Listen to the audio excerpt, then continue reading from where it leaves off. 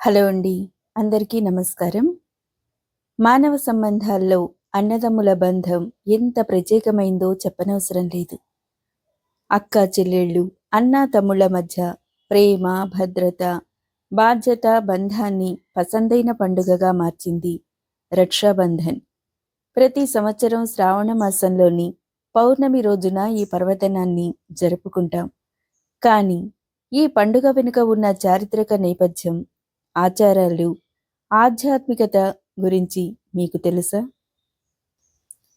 రాఖీ కట్టి అన్నకి తల వంచి ఆశీర్వాదం తీసుకునే ఈ పర్వదినం ఓ చిన్న పండుగే కాదు. అది ఓ బంధానికి జ్ఞాపకం, భద్రతకు హామీ, ప్రేమకు ప్రమాణం. రక్షాబంధన్ అనే పదం రెండు పదాల కలయిక. రక్ష అంటే రక్షణ, బంధన్ అంటే బంధం. ఈ పండుగ మన భారతీయ సంస్కృతిలో ఎంతో పాతది. మహాభారతంలో కూడా దీనికి ప్రస్తావన ఉంది.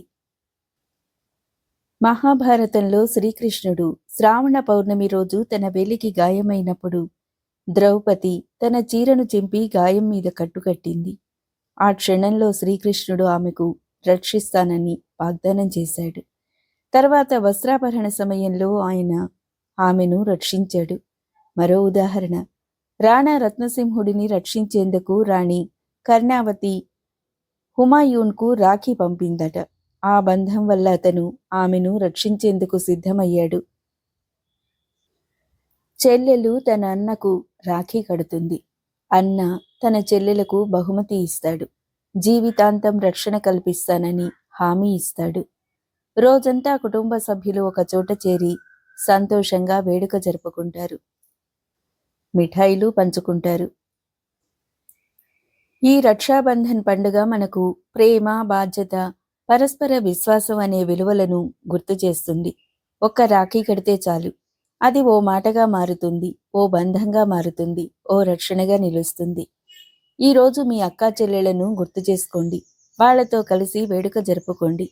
ఒకరికి మనోబలాన్ని, భద్రతను ఇచ్చే బంధాలే నిజమైన దేవతలు.